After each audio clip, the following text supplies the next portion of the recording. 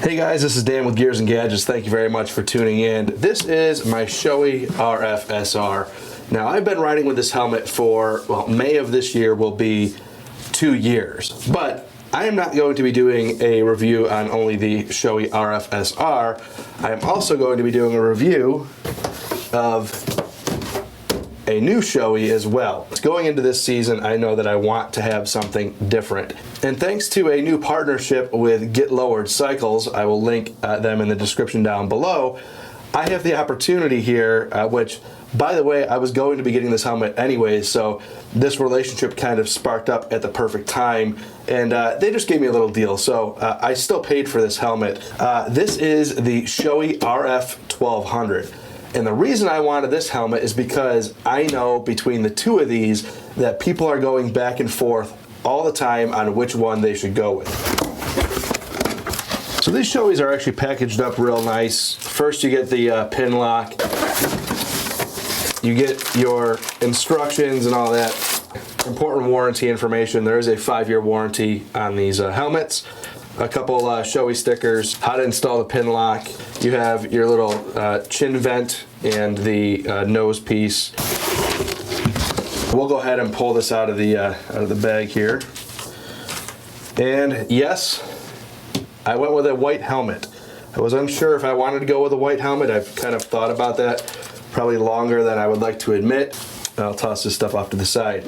So here's what you have. You have the RF-SR versus the RF-1200. I will look up the price difference for what these are today. And of course, this obviously changes as you might be watching this video in the future. So this RF-SR as of today is $399 on Get Lowered Cycles, and the RF-1200 is $485. You're talking about an extra $85 for the RF-1200. Why would you spend the extra money? Now here in Arizona, it's really quite simple. Ventilation is everything. The RF-SR has been fine. I really don't have a lot of complaints. The ventilation is actually better than I thought it would be. It has these 2 vents up top which let air in, and then you have one little chin vent here, and then you also have these vents in the back that help pull air through the helmet. As the wind comes over, it creates a little bit of a vacuum and it kind of pulls that air through the front of the helmet. Now with the RF-1200, you actually get 3 vents up front, so you're actually adding an additional vent in the middle, and you also get a little more adjustability with the chin vent here. You also have an adjustable vent on the back to open and close, so basically airflow on this RF-1200 is certainly going to be better. You have the same visors on both helmets, so as a matter of fact, this visor is the photochromatic that I've had on now for almost 2 years. I will be putting it on this helmet. If anybody's interested in this photochromatic, I will link that in the description down below as well. I've had it for 2 years. I know some people complain about how it wears off, but I can assure you that after 2 years, mine's still running strong. I have no problems with it, so it is expensive, but it's nice to have the photochromatic, especially for people with glasses. I highly recommend it. In order to switch these visors on the Shoeis, it's really actually super simple. There's just these little release tabs on the side of the helmet, and you just pull that release tab, just pops right out. Grab my photochromatic. I will just go ahead and toss that on the new RF-1200, and they just snap on, and there you have it. There is your visor. Now this RF-1200 fits really, really good on my head. I mean, it feels great. This actually fits really good. The RF-SR was a little bit looser. It's also possibly because the RF-SR has 2 years of riding on it. But I do remember when I first put this one on that it didn't feel quite this tight, but I can tell you as a guy with a giant head that it doesn't hurt. I'll be very comfortable with this, and as it breaks in, it'll be just fine. Yeah, I mean the RF-1200 feels it just feels more premium.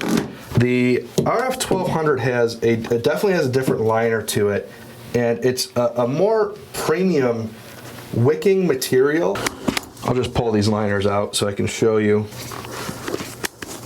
Here is the RF-1200 liner. So what you're getting with the RF-1200 over the RF-SR is just a little bit more of a premium liner as well. I'll go ahead and switch my Cardo over now. I have the Pack Talk Bold. So these cheek pads, they just come out. They do have a quick pull that is meant for EMS, first responders, to be able to yank these out and not mess up your spine.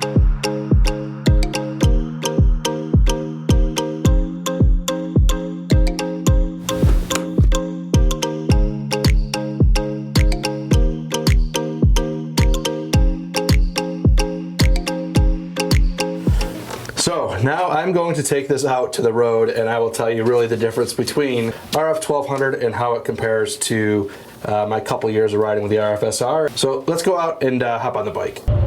So one of the first things I want to mention with this RF-1200 is that I'm not too sure if you can see right now, the face shield's a little bit tinted, but what I want to mention is that it was brought up in comments. I've seen this a couple times, and I guess I should address it. My face is asymmetrical is the thing. So if you see that it's not a problem with the helmet, I've had people comment on my videos previously that my helmet doesn't fit, which I can assure you it is a perfect fit with this 2XL. Yes, I have a giant head.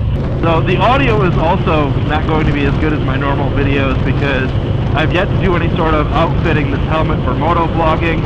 I'm not too sure how much I'm actually going to be cutting this helmet apart like I did with my last one. It kind of hurts to start cutting into a $400, almost a $500 helmet now to do that. So I'm exploring some other options for camera angles and working with moto vlogging. But back to the RF-1200. The fit of this helmet at the cheeks is definitely a little bit tighter than what the RF-SR was out of the box. Now, that's not a huge deal. This will break in as the RF-SR did, but I can say out of the box this helmet is certainly a little bit tighter. I was a little worried about that. People comment that it is a tighter helmet, and when you have a larger head, that tighter helmet can be an unwelcomed kind of thing, but yeah, I have no problems with this whatsoever. It's incredibly comfortable, and it definitely has a more premium feel than what the RF-SR did. The RF-1200 definitely feels lighter than the RF-SR on my head. It feels just, I don't know why. I can say that the RF-1200 feels lighter, and the other part of the $80 value is that wicking material in the liner. It's a great helmet, but so is the RF-SR. So if 80 bucks is the matter between your budget and you can only go with the RF-SR, you can't go wrong. I rode with that RF-SR for 2 years here in Arizona, and I never really had any problems with the ventilation. I never really had any complaints about it, but adding ventilation certainly is a good thing. So I'm sure I'm still going to get just as sweaty, or maybe a little less sweaty, but sweat nonetheless with this RF-1200. So yeah, I'm interested to also see how white, if it is any different. You can read back and forth on whether it be forums or see on YouTube videos about people's opinion on white versus black helmets. I am going to weigh in on that sometime in August here when I'm riding when it's 110, and I'll try to give you guys a little better idea of what I experienced. I'll also probably do a couple tests on that as well. Now, wind buffeting. I don't notice a big difference between the two. I will say that it does feel slightly less with the RF-1200, but that also depends kind of on the day and like with the weather. And you know what? I'm going to say that at 90 miles an hour here in Mexico, that this helmet actually does have a little less buffeting than what the RF-SR did. I feel like I can actually definitively say that at this point, but still certainly there a little bit on the Heritage. Just again, this all subjective to the size of the rider, the size of the melon, the height of their torso, and the weather of the day, really. But I'm just kind of speaking out of personal experience here that it definitely seems slightly better than what the RF-SR was. But I've also never really had any real big complaints of helmet buffeting on this bike to begin with, so I'm not try to complain either way that either one was ever really bad to begin with. Now noise, I've seen people say the RF-1200 is also a noisy helmet. It's definitely no noisier than my RF-SR.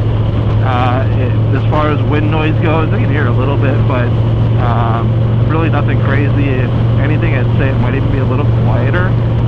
But again, it's a marginal statistic in my opinion. I don't have a decibel meter in my helmet to really report anything definitively. All I can go off, off what I personally think.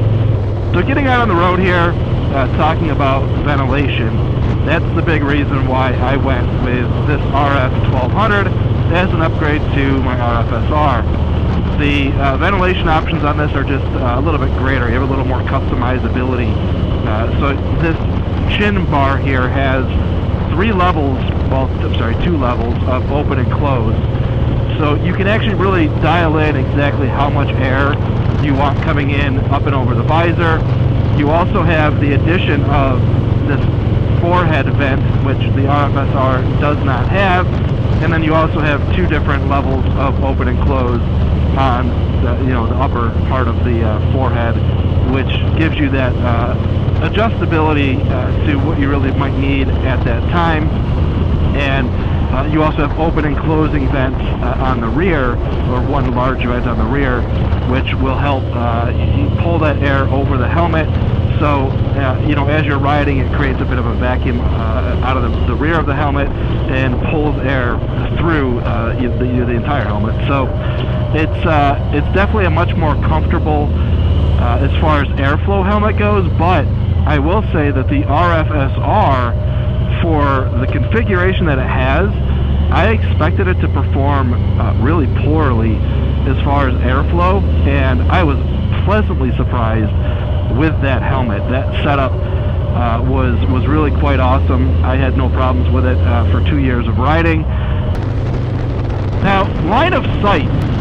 People say this RF-1200 is meant for more of like a tuck position, and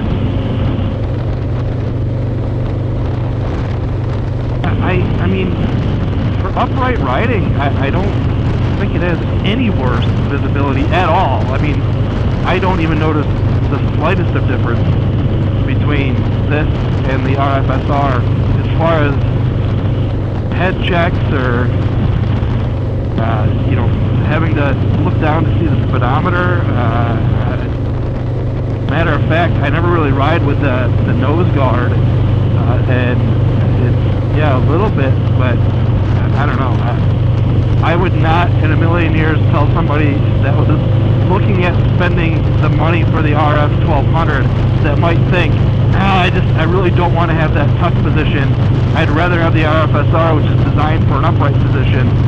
I thought that was more of a thing based on comments that I read, and I would tell you that that should be the last consideration you have for this helmet versus the RF-SR.